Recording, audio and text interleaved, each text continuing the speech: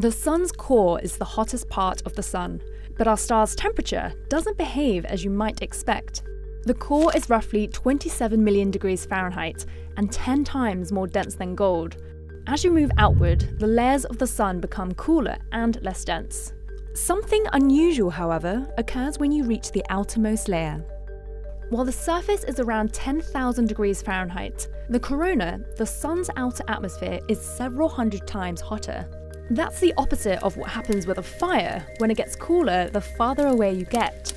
Scientists call this the coronal heating problem, and evidence for this was first uncovered during an eclipse in the 1800s.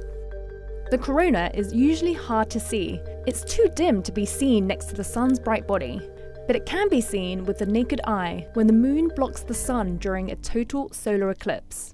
To understand how this mystery was discovered, it helps to know how scientists started studying the chemical properties of materials on Earth. In the early 1800s, instruments named spectroscopes were invented to identify materials that emit light when heated. Light enters the spectroscope and is filtered through a tiny hole to isolate a single area. It then bounces off a special grating that disperses light into its different wavelengths.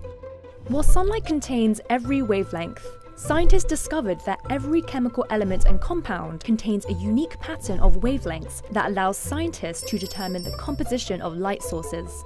It wasn't long before astronomers started extracting information from the light of distant stellar objects. In 1869, two scientists independently decided to point a spectroscope toward the corona during a total solar eclipse. As the sun's light disappeared, the pattern of wavelengths changed. They saw something they had never seen before. A bright green line that did not relate to any element found on Earth. For a short while, scientists named it coronium.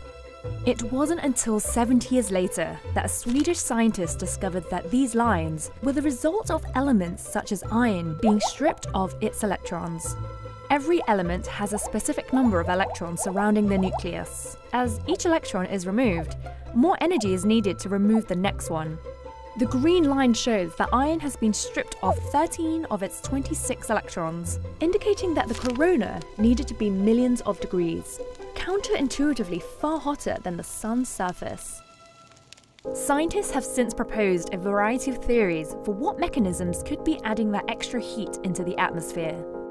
One theory suggests that small waves in the sun's surface pushes particles and heat into the atmosphere, a bit like how ocean waves push surfers. Another theory suggests small bomb-like explosions from the realignment of the sun's magnetic field create heat. Many scientists think it may be a mix of both. We've studied the corona from Earth during many eclipses, but to solve our star's biggest mystery, we have to make direct observations from the region itself.